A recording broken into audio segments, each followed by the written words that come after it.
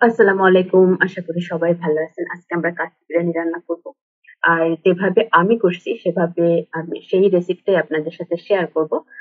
এখানে একটা মসলার পেস্ট ১ম এ রেডি করি। আমি যে মসলা নিচ্ছি সেটা হচ্ছে কালো এলাচ, জয়ফলের অর্ধেক, কালো গোলমরিচ, দারচিনি, এলাচ আর হচ্ছে জয়ত্রী। এটা পরিমাণ মতো ১/২ কেজি মাংসের জন্য যতটুকু লাগে আরকি তখন দিব পরিমাণ মতো। আদা বাটা, রসুন বাটা, তারপর পেঁয়াজের বেরেস্তা আমি পরিমাণগুলা লিখে দিব। এখানে ১/২ কাপ আছে, বাকি সবগুলো পরিমাণ লিখে দিব। আর হচ্ছে হলুদ যে সরিষাটা আছে সেটা বাটা। এবার সবগুলো উপকরণ ব্লেন্ডারে দিয়ে আমি একটা পেস্ট করে নিব।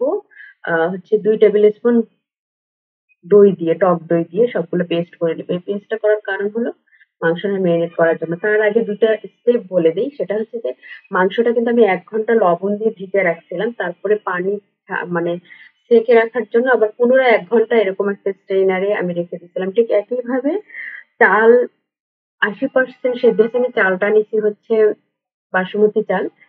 এটা কাচ্চি বিরিয়ানির জন্য এটা দেখতে খুব সুন্দর লাগে। চালটা ৮০% সেদ্ধ করে সেটাও পানি ঝরার জন্য রেখে দিচ্ছি। এবার যে পাত্রে আমি বিরিয়ানি রান্না করব সেটাতেই একবারে মেখে নিচ্ছি। এখানে আছে ১/২ কেজি কিন্তু খাসির মাংস। আর আমি চাল আর মাংসের পরিমাণ যদি ডাবল করতে হয় আমি এখানে সমপরিমাণ নিছি। আ আর দিলাম এখানে আবার হচ্ছে পেঁয়াজের বেরেস্তা আর যে মসলাটা ১ম এ একটা পেস্ট তৈরি করে নিয়েছিলাম ব্লেন্ড করে সেই মসলাটা দিয়ে দিলাম। আর এখানে দিলাম বিরিয়ানি মসলা ১ চামচ। বিরিয়ানি মসলাটা আমি বাসায় করছিলাম। আর এবার সবগুলো উপকরণ হাত দিয়ে খুব ভালোভাবে মেখে নিতে হবে। যে তেলটা দিলাম সে তেলটা হচ্ছে যে বেরেস্তা করার তেলের যেটা বাঁচছিল সেটা আমি 1/4 কাপ দিছি।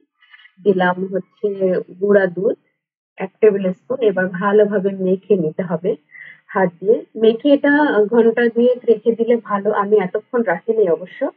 ১ ঘন্টার মতো রেখে দিছিলাম মেরিনেট করে।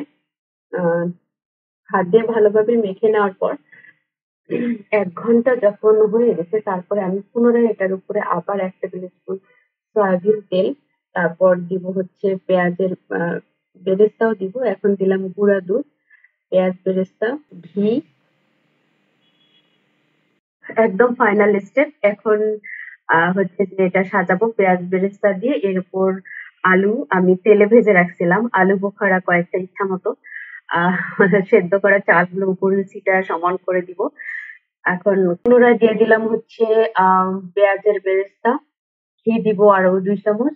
আর হচ্ছে জাফরান রং, জাফরানটা আমি ০.৫ ঘন্টা নরমাল পানিতে ভিজিয়ে রাখছিলাম। রংটা আসার পর এটাকে ২ চামচ দিয়ে দিলাম সুন্দর একটা কালার আসার জন্য। এবার অ্যাজ ইউজুয়াল এগুলো খুব কমন আপনারা জানেন।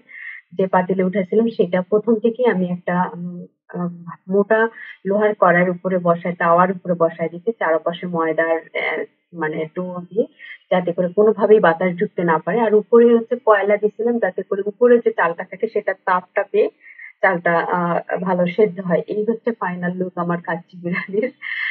হোপফুলি আপনাদের ভালো লাগছে ভিডিওটা। সবাই ভালো থাকবেন, চেষ্টা করবেন বানানোর।